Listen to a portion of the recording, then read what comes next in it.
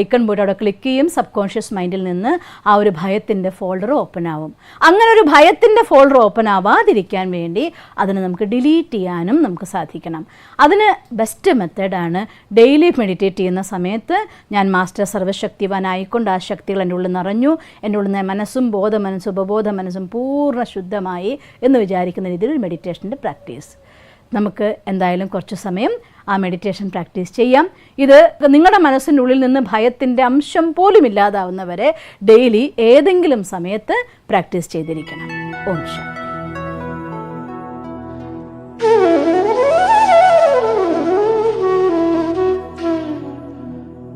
ഓം ശാന്തി. നമ്മുടെ meditation session ആരംഭിക്കുകയാണ് ഇന്ന് എന്തായാലും നിങ്ങൾക്കെല്ലാം സന്തോഷമായല്ലോ അല്ലേ? എങ്ങനെയാണ് ഭയത്തെ ഇല്ലാതാക്കേണ്ടത്? നമ്മുടെ ഉള്ളിൽ നിന്ന് ഈ ഭയം എന്ന ഒരു ശത്രു പോയി കഴിഞ്ഞാൽ നമുക്ക് നേടിയെടുക്കാൻ പറ്റാത്ത എന്തെങ്കിലും ഉണ്ടോ ഈ ലോകത്ത്? അതുകൊണ്ട് ഇന്ന് നമുക്ക് നമ്മുടെ ഉള്ളിലതായിരിക്കുന്ന ഭയത്തിനെ പൂർണ്ണമായും നിർമ്മാർജ്ജനം ചെയ്യാനുള്ളതായിരിക്കുന്ന ഒരു അമൂല്യമായിരിക്കുന്ന വിദ്യയായ മെഡിറ്റേഷനാണ് നിങ്ങൾക്ക് പറഞ്ഞു തരുന്നത്. ഇത് വെറും ഒരു മെഡിറ്റേഷൻ മാത്രമല്ല, രണ്ടും ഒന്നിപ്പിച്ചാണെന്ന് ഞാൻ നിങ്ങൾക്ക് തരുന്നത്. ഓട്ടോ സജഷനുമാണ്, അറ്റ് ദ സെയിം ടൈം ഇത് അഫർമേഷനുമാണ്.